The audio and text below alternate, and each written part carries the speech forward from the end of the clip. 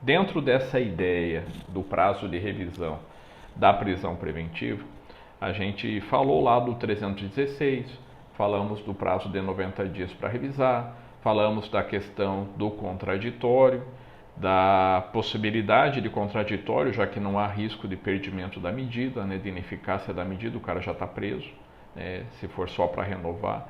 A questão de revisar de ofício essa medida ou não, né, que a maioria tem entendido que é de ofício, eu particularmente acho que deveria, né, haver um prévio contraditório, não que o juiz não possa, né, dar essa iniciativa, porque é justamente para evitar uma medida mais drástica, que é permanecer preso por mais tempo. Mas o que importa para nós aqui nesse assunto é que a gente tem uma notícia hoje, né, que circulou hoje à tarde, em alguns meios de comunicação, a respeito justamente dessa revisão do prazo de 90 dias. Tá? Então, para quem está entrando aí depois, né, sejam muito bem-vindos. A ideia é que seja a nossa última live aí dessa jornada Nova Advocacia Criminal, né, que a gente dê um ênfase principalmente para o trabalho do advogado, para a estratégia do advogado, para a triagem de cliente, para saber lidar com o cliente e trazer uma das principais teses de trabalho hoje na área penal, que é a prisão preventiva, né, que tem mudado bastante, é um campo vasto de debate e batendo muito naquela tecla de realmente estudar o processo, pensar o processo, discutir o processo e não ficar com aquela ideia de ficar repetindo fórmulas mágicas, que normalmente não tem nada de mágica, né? Às vezes deu certo uma vez ou outra, às vezes é uma condição bem peculiar daquele julgador ou outro, que tem um posicionamento às vezes um pouco diferente. Então a ideia é trazer bagagem teórica e prática para que vocês possam fazer o trabalho de vocês com maior qualidade, com mais êxito, né, buscando mais justiça de acordo aí com a área de atuação de cada um, tá bom? O que aconteceu nesse julgado da Laurita Vaz? A ministra negou uma liminar. E o que aconteceu, resumindo aqui a notícia, o que aconteceu nesse julgado, nessa decisão do STJ hoje? A ministra negou a liminar e o pedido era um habeas corpus no STJ que falava mais ou menos o seguinte: o réu está preso, né, o paciente está preso há mais de um ano. Ele teve a prisão preventiva em primeiro grau, ele foi condenado a 13 anos de reclusão, regime fechado em primeiro grau. Essa pena foi majorada em segundo grau para 15 anos e pouco. E o tribunal manteve ele preso, né, para responder preso, né, eventuais recursos extraordinários, né, os recursos para o STJ e STF são recursos extraordinários, que podem ser o RESP ou o RE, né, STJ e STF. E realmente a defesa entrou com esses recursos e no STJ entrou com o HC dizendo: olha só, o paciente está preso há mais de ano e desde então não é revisada a prisão preventiva dele, porque ele tinha que ter a prisão preventiva revisada a cada 90 dias. O Tribunal de Justiça não o fez, né? E a gente quer que o paciente seja solto por prisão ilegal, já que decorrido o prazo de 90 dias sem revisão. O que a ministra decidiu, na verdade ela negou a liminar, né, vendo o motivo da negativa da liminar, é mais ou menos o que a gente bateu na tecla aí nas aulas, que tem muita gente defendendo, deixa quieto, tenta na HC soltar, né, ao invés de você provocar a instância que está debatendo a prisão preventiva. A ministra disse que não podia apreciar a questão da prisão preventiva, já que o TJ, que determinou a manutenção da prisão preventiva, que julgou a apelação, não foi instado a rever esse posicionamento, então não era no STJ que ela ia rever, que eles tinham que ter provocado lá, que estava havendo uma supressão de instância. Aqui é pelo que eu entendi da notícia, né? Eu não peguei o processo para ver, porque é uma notícia de hoje. Então, além da questão da supressão de instância, de correr direto para o STJ sem debater isso no TJ, outro argumento, né, que não está no dispositivo lá da negativa da liminar, mas está na ratio decidente, ela explica isso, no sentido de que a revisão da prisão preventiva a cada 90 dias, ela tem uma razão de ser, é evitar que as pessoas fiquem presas, esquecidas e fiquem lá no presídio por muito tempo. Então essa prisão, que é uma medida extrema, ela precisa ser revista de tempo em tempo. Só que ela disse, nesse caso, já teve a apreciação do juiz, já teve a apreciação do tribunal de origem e agora está no STJ. Ou seja, não é mais aquela situação de esquecimento, ele vem tendo a prisão analisada, tanto é que ele já teve sentença, ele já teve apelação e foram mantidas as necessidades de prisão cautelar. Ou seja, não é a hipótese. E ela faz uma crítica que exigir a revisão a cada 90 dias para todos os presos em recursos que vão para o STJ, para o STF, inviabiliza o funcionamento da máquina judiciária. E aqui eu abro um parênteses, né, sem falar se isso é bom ou se é ruim, eu abro um parênteses para falar, é aquela velha história da nossa jabuticaba, onde se fala, né, em importar tendências, em fazer um sistema próximo do europeu, e quando a gente vai analisar a nossa situação em concreto, é impraticável. Eu peguei, conversando com um colega, disse que saiu no Estadão essa semana, eu anotei os números aqui, comparando o Brasil com Portugal. Tá? Portugal. Tá? Procurem depois a população de Portugal. Portugal é um estado brasileiro. Né? Se a gente pegar aí São Paulo, Rio, e pegar Portugal, né, a gente vai ver a diferença. Não estou falando de um país continental com 210 milhões de habitantes. Qual que é a média distribuída em 2014? Acho que o estudo foi feito ali entre 2014 e 2017. Qual que é a média de processos distribuídos para um juiz português, por exemplo? Por que, mas por que está falando de Portugal, Mário? É porque nesse artigo que eu conversava com o Dr. Ricardo, juiz numa cidade aqui do interior de Mato Grosso do Sul, nesse artigo fala que essa questão de revisão da prisão preventiva a cada 90 dias, essa revisão de tempo em tempo, ela é similar ao que acontece em Portugal. E daí nessa reportagem é feito um comparativo de números de Portugal e do Brasil, já de alguns anos atrás, né? Não é um número atual. Mas nesse comparativo, sabem qual é a média de pedidos distribuídos para um juiz, né, no Brasil? Isso lá em 2014, 2016, isso só aumenta, né? Os pedidos não diminuem, eles só aumentam. Agora com a reforma trabalhista diminuiu na área trabalhista, mas no pegar aí juiz criminal, juiz civil só aumenta. E daí? Alguém tem alguma ideia se eu pegar números lá de 2014, por exemplo, 2015, 2016? A gente tem uma média segundo a notícia, isso dá até para levantar melhor depois, né, no Justiça em Números lá do CNJ. A gente teria aí uma média que vai variar entre 1.370 a 2.900 por ano, certo? Uma média de... vai ficar entre aí, se a gente fizer uma média nacional, né, os locais com menos distribuição vão beirar os 1.300 e pouco, e os lugares com média mais alta vão se aproximar dos 3.000. Mas vamos supor que a gente pegue aí perto do mínimo, né, em torno de 1.300, 1.500 pedidos novos por ano para cada juiz. Se a gente comparar, né, com a Justiça Penal de Portugal, e fazendo esse comparativo, vejam, 1.500 no Brasil. Portugal, em 2015, 2014, em torno de 379. Tá? Ou seja, aqui é mais que o triplo, né? 4 vezes 4, 16. Daria para, sem medo de errar, falar que nós temos o quádruplo do volume.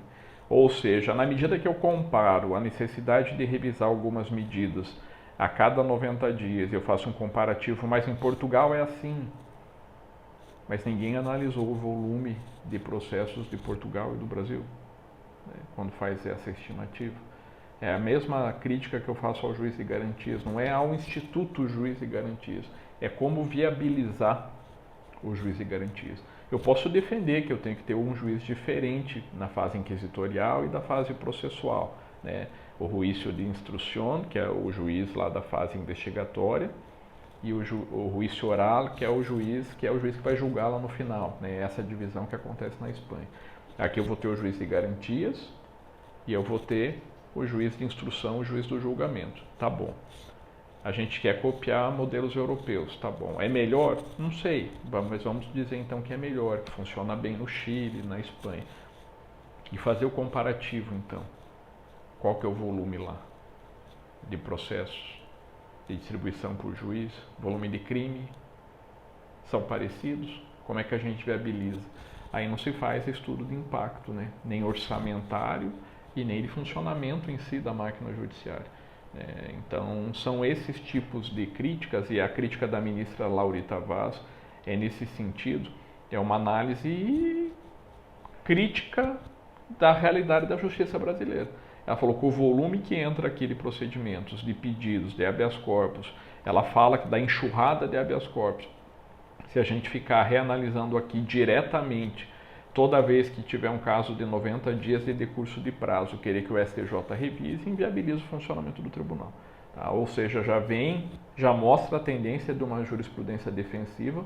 Então não adianta eu ter uma lei que é feita para um país de primeiro mundo, com um volume razoável de trabalho, e achar que vai funcionar igualzinho aqui. Né? Nós temos um país violento, um país com muito processo, e um país com uma máquina processual que parece que é feito para não acabar. Né?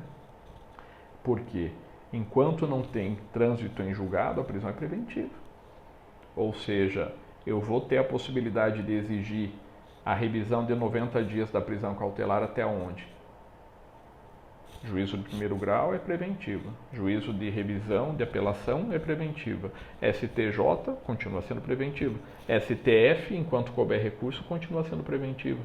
Ou seja, quantas vezes essa prisão vai ficar sendo revisada?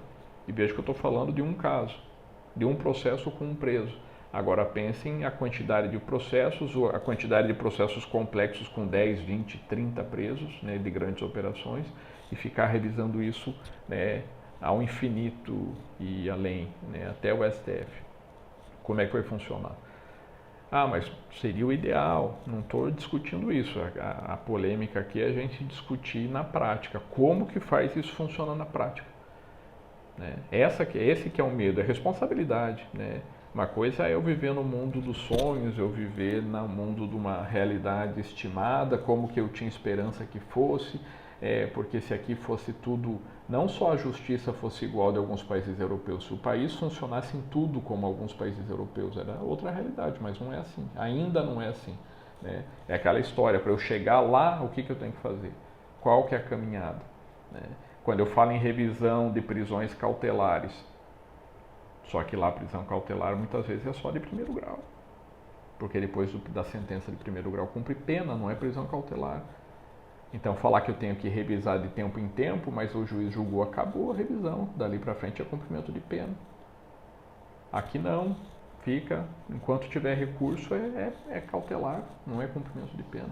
Ou seja, de novo a gente copia sistemas para situações completamente diferentes, algo completamente dissociado. Eu tenho um sistema que condena e vira pena, eu tenho um sistema que condena, continua preventiva, condena de novo, continua preventiva, cabe infringentes, continua preventiva, cabe extraordinário especial, continua preventiva, e vai ficar revisando as penas, as cautelares, porque enquanto não acaba recurso, e aqui tem recurso pra cacete, enquanto não acaba recurso, é prisão preventiva. E vai ficar revisando quando? Sempre, a cada 90 dias. Ou seja, em cada processo dessa imensidade que a gente está falando, a cada 90 dias vai ter um novo pedido. Ou o juiz vai ter que analisar de ofício, e se ele não analisar de ofício, vai ter um HC. Ou seja, são novas ações para abarrotar mais um pouco o judiciário, que daí nós mesmos, né, promotores, juízes, advogados, vão reclamar do emperramento da máquina, mas o que a gente pode fazer para desemperrar? Né? Me parece que essas adaptações, né, no mundo acadêmico, elas foram bem-vindas, mas e no mundo da realidade? Para quem trabalha com isso todo dia, para quem está aí advogando no crime todo dia, será que isso, para daqui 1 ano, 2 anos, como é que vai funcionar? O que a Laurita Vaz, né, o que a ministra do STJ falou, foi isso. Se a gente tiver que analisar até o trânsito em julgado, que a lei não faz restrição, ela está dando uma interpretação conforme bem mais restritiva. Se a gente tiver que analisar toda a prisão preventiva a cada 90 dias, inviabiliza, pode parar, porque não vai funcionar. Tá? É isso aí, Lívia. Às vezes, né, a gente espera o mundo ideal, né? Talvez essa questão de revisar sempre a cada 90 dias, dependendo do país, funcionaria bem. Mas e no nosso país vai funcionar? Foi feito um estudo de volume desses pedidos, como que vai ser? Não sei. O que a gente falou hoje de manhã, a questão do juiz de garantias, até acho que me perguntaram hoje de manhã meu posicionamento. O problema não é o juiz de garantias, o problema é como ele veio no nosso sistema. O nosso sistema recursal não combina com a ideia do juiz de garantias. Eu ter a quantidade de recurso, 4 instâncias, revisão de matéria de fato, né? Situações que muitas vezes não acontecem onde tem juiz de garantias. Então, por que a gente não muda, né, todo o sistema? Então, não lembrava que tinha sido você, Lilian, mas por que a gente não adapta tudo então? Então eu quero importar o sistema europeu de qual país? Vamos escolher aí, fazer um estudo, qual país? Por que a gente não faz igual? Né? No fundo, eu suspeito o porquê que a gente não faz igual, né? Mas por que a gente não copia o sistema como um todo? Né? Essa que é a grande crítica. Eu posso estar errado, só estou dizendo a minha opinião, né? Sandro.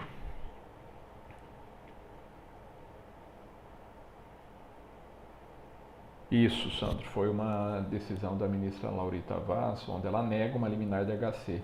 E ela nega com base na supressão de instância, dizendo que tinha que ter sido provocado o TJ e que já teve a condenação em primeiro grau, já teve o aumento da pena na apelação, manteve a sentença, né?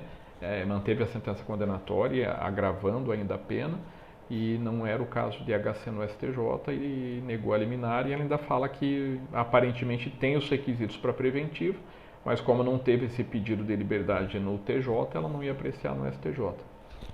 E a discussão é porque o cara está preso há mais de um ano e que tem que revisar há 90 dias e já transcorreu esse prazo e não foi revisado. E o que ela fala, né, para quem entrou depois na live, o que ela teria falado, isso eu li por notícias, né, em sites, eu não peguei ainda, não vi se está disponível para leitura porque é a notícia de hoje, mas eu quero ler depois com calma. O que a ministra fala é que se exigir a cada 90 dias a revisão, isso até o trânsito em julgado, que é a ideia do sistema que foi trazido, né, no CPP, inviabiliza o funcionamento.